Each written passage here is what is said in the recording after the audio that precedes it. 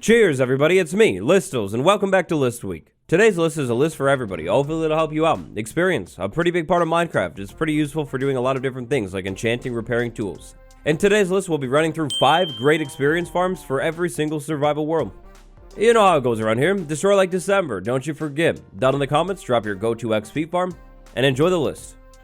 For today's list, and to help you decide which XP farms are maybe worth setting up inside of your world, we'll be ranking each farm in 3 separate categories. The scale is 1 to 3. 1 is the worst, 3 is the highest. Now, all of these farms are good, so if it gets a 1, that's still not bad. The categories that we'll be ranking each farm in are ease to build, XP amount from the farm, and other things provided from the farm as well. So like, what kind of items? Finally, there won't be any step-by-step tutorials in this video, it's not for that. Check the playlist on the end card for my tutorials, or the cards on screen for tutorials as well.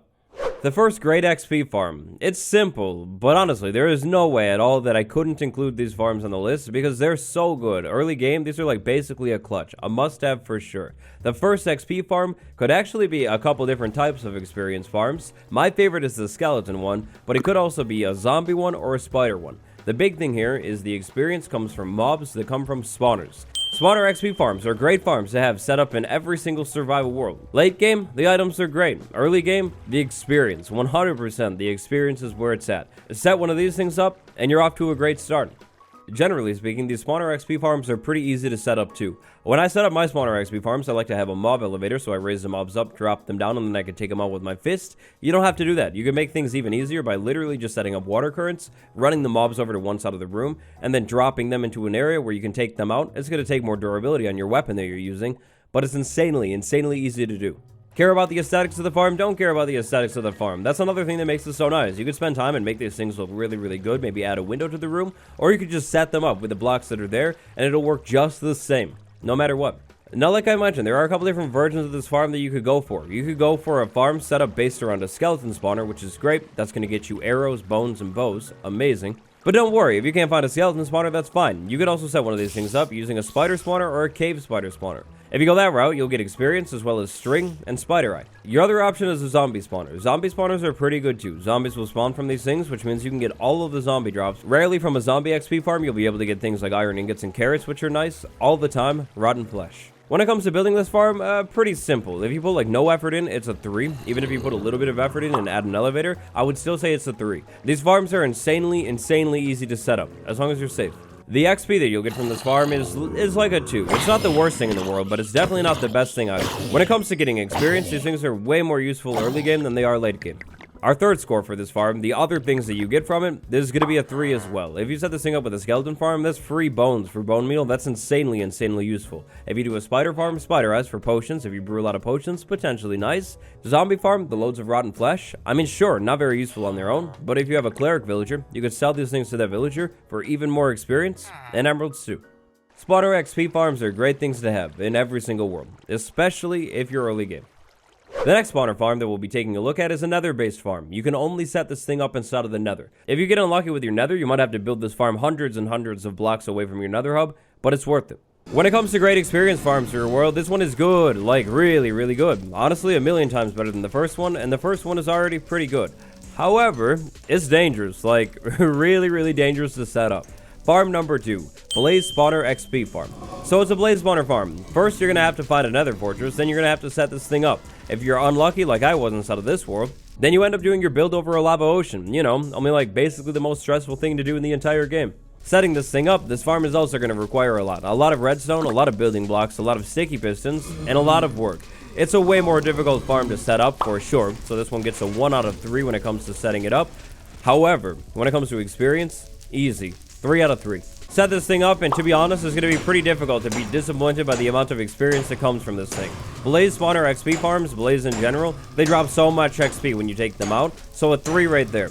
Also, the item that they drop, Blaze Rods, a fuel source, and a really good fuel source too. Amazing drop from this farm. Another 3 right there. The Blaze farm is definitely pretty dangerous to set up, but if you can pull it off, you're going to get a lot of experience very efficiently, and a really good drop too. Blaze Rods are an amazing fuel source.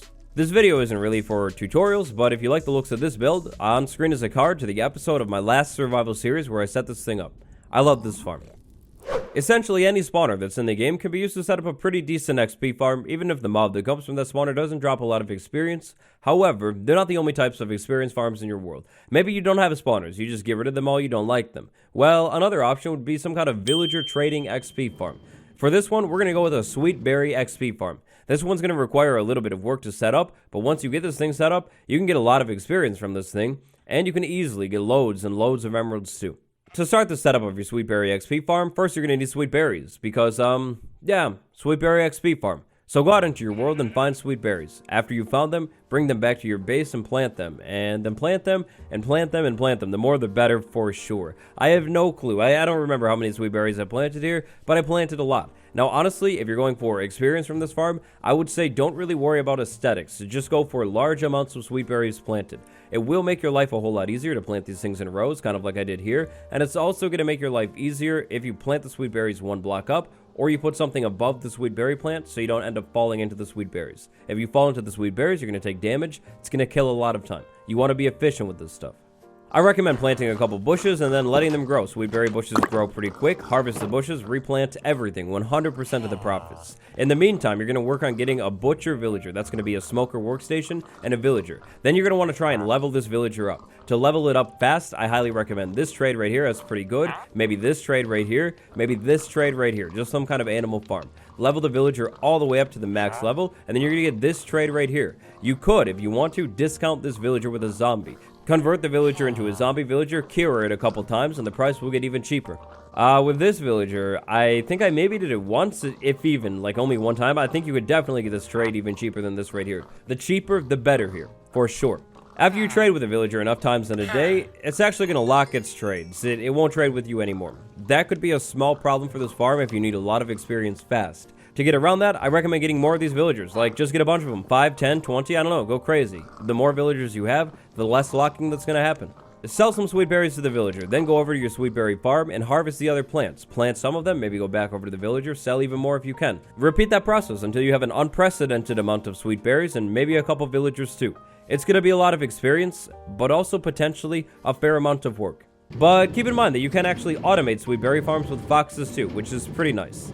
Difficulty in setting this farm up, a 2. It's not really dangerous, but it's tedious. It's a lot of work, so a 2. XP from this farm, a 3, easily. You can get a lot of experience from this farm for sure. Other things that you can get from this farm, well, if you like sweet berries, it's a 3. But other than that, I would say, honestly, a 1. And that's even including emeralds. Emeralds are great at first, but after a while, after you have like an emerald beacon or 2, I mean, do you really need more emeralds? So, a 1. Next, farm. I'm going to be honest with you right off the bat. I'm going to say that this is the worst farm out of all of the farms that we're taking a look at in today's video. However, it is a fully automatic farm, meaning you're just going to get experience from this thing by doing nothing. You could literally set one of these farms up in your world and then go build some crazy gigantic build, come back to it, and get experience. How many farms out of the farms in this video can you say that for? Well, 1. This is the only one.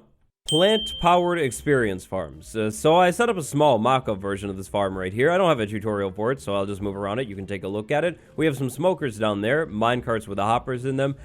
This thing is going to run over time, just slowly. It's going to harvest the kelp and cook the kelp up into dried kelp, harvest the bamboo, and turn the bamboo into furnace fuel. Bamboo is actually a furnace fuel, not a very efficient one, but it is a fuel. This farm is entirely dependent on your plants actually growing. So let's say we sped the random tick speed up a little bit, made the farm actually work. We're going to harvest like a lot of kelp. It's going to fall down, hopefully.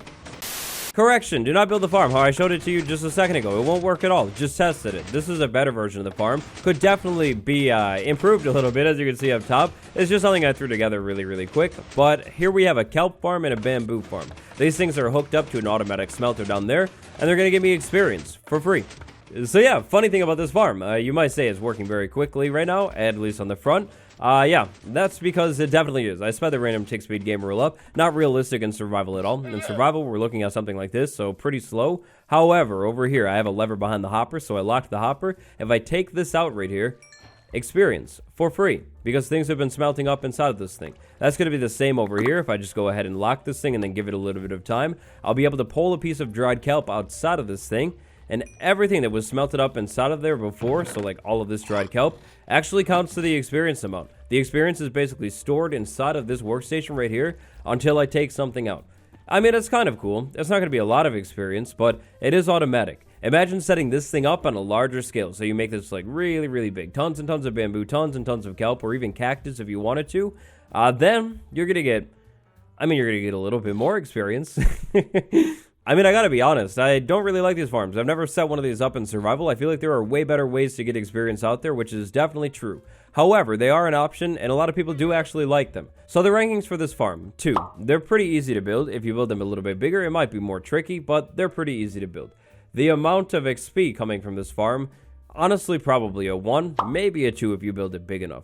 The other things that you're gonna get from this farm, well, it has to be a 0. It kind of breaks the scale, but you literally get nothing else from this farm. It's literally just experience and then maybe like trash tier food. So yeah, definitely a 0. Not good at all. Or maybe a lot of green dye, I guess. If you like green, that's cool. If you play on peaceful mode though, this farm becomes a 3 out of 3. If you're playing on peaceful, all of the mob options are basically gone. So something like this right here is actually going to be great. That's why I wanted to throw this one in the video. Yes, and so if you can count, and if you've been keeping track, then you would know that that brings us to the final farm of the day. Depending on who you ask, some people would say this is the best experience farm in the entire game. Me? Yeah, I'm probably one of those people. A gold farm. Now a gold farm is going to be an absurd amount of work, especially compared to everything that we looked at so far today. It's going to take a really, really long time to set up, but the amount of experience that you're going to get from this thing, it's not even close. I give the last one a 0 in one of the categories. I don't know if a 0 really breaks the scale or what, but if it does, and I'm going to keep breaking the scale, then when it comes to experience amounts for this farm, this thing literally gets like a 7 or more easily. Like, the experience from this farm, it's insane. It's going to be a lot of experience. Yeah, it's going to be a lot of experience. You could stop there. The experience that you get from this thing definitely makes up for every other single aspect of this farm, but it doesn't stop there. It couldn't stop there, and it won't. The items that you get from this farm are really, really good too. Now, just to be clear, gold is trash tier, for sure. It's not a good item on its own. However, think of the uses that you could use gold for. A gold beacon? Yeah, that's great. A solid beacon? Very, very cool. Or you could take that gold and give it to the piglins and barter for really any of the items. Building blocks, soul speed enchantment, really anything that the piglins drop. Gold from this farm? Basically instantly. The only downside of the gold farm is it's a grind to set up. It's going to take a lot of work. You're going to need a lot of magma blocks. You're going to need to be above the nether, which is going to be a huge problem on Bedrock Edition. And you're going to need lots of other non-spawnable blocks. When it comes to ease of setting up, a 1, definitely. This is a lot of work for sure. When it comes to experience that you get, a 3. And when it comes to the items that you get from this farm other than experience, also a 3. Depending on what you plan to do with this stuff, build with it, maybe set up a beacon, or even better, give it away to the piglins. Gold is pretty useful. Additionally, from this farm, you'll get a lot of gold swords. Some of them might be enchanted, so you could disenchant those swords for even more experience. That's pretty cool. The rotten flesh, like we talked about with the zombie farm, maybe get a cleric villager, sell the rotten flesh for emeralds, so that's pretty nice. You will get solid gold ingots and nuggets from this farm, which makes things even better. If I were considering the potential aesthetics of a farm, this thing would have maybe the best aesthetics out of all of them too. I feel like the magma blocks in the air with the fog and the nether all around us just look so good. Like it's a literal floating saucer in a void. It looks awesome. There are a couple different ways to set up a gold farm. Pretty much all of those ways are going to take a lot of time. However, if you have a lot of time and you're willing to put a lot of effort in, setting up a gold farm in your survival world is one of the best things that you could ever do. At least in my opinion. 5 great experience farms for survival Minecraft. That just about does it. All of the farms that we talked about in today's video are great farms for getting experience. Some of the farms are a little bit easier to set up, but provide you less experience.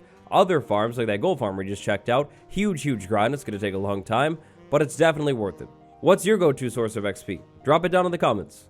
I hope you enjoyed today's list and maybe found it useful. If you did, consider leaving a like. It would really help and I appreciate it. If you're interested in the other things that I make, check out the end card. On the end card, I'll have another video and a playlist too. It's pretty cool. Down in the description, my links like my Instagram and my Twitter. If you like memes, check them out. Big thank you to my patrons, Dark Panther 7, Divins, and Durgner today. I really appreciate the support.